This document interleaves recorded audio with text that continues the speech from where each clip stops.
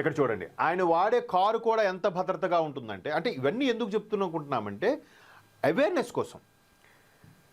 విదేశీ పర్యటనలో రష్యాకు చెందిన NAMI institute RS Motors design చేసిన RS సెనాట్ అనే ప్రభుత్వ కారులోనే ప్రయాణిస్తారు. RS సెనాట్ ఇక్కడ ఉన్న చూడొచ్చు. అయితే అది బుల్లెట్ ప్రూఫ్ వాహనం, గ్రెనేడ్ దాడులు, అగ్ని ప్రమాదాలను తట్టుకోగలదు. అత్యవసర సమయాల్లో ఆక్సిజన్ సరఫరా చేసే సదుపాయం కారులో ఉంటుంది. ఒకసారి గ్రెనేడ్ పేలి గాల్లో ఒక 30 అడుగులు లేచి పడినా కూడా అందులో ఉన్న మనిషికి ఏమీ కాదు.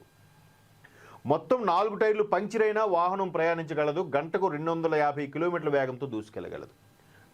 RS సెనాట్ అనే బ్రాండెడ్ కంపెనీ ఇక్కడ NAMI ఇన్స్టిట్యూట్ వాళ్ళు రీసెర్చ్ చేసి మరీ ఈ కారుని వినియోగించారట.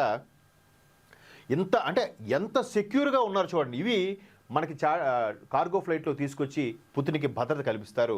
ఇకపోతే పుతిన్ తీసుకున్న ఆహారంలో విష పదార్థాలు ఏమైనా కలిసాయో గుర్తించేందుకు విదేశాల్లో ఆయన వెంట వ్యక్తిగత ప్రయోగశాల ఎప్పుడూ ఉంటుంది. మనకైతే జనరల్గా ప్రధానమంత్రి స్థాయిలో వచ్చినప్పుడు ఒక అంబులెన్స్, సెక్యూర్ బాడీ గార్డ్స్, లేదంటే ఒక కార్వాను, ఫుల్ సెక్యూర్డ్ కార్వాను ఏవో ఉంటాయి. ఇక్కడ ఒక రీసెర్చ్ ల్యాబ్ కూడా వస్తుంటుందంట. ఆయన వెంట ఉంటుంది. విదేశాల హోటల్ స్టాఫ్ సేవలను ఆయన వాడుకోరు.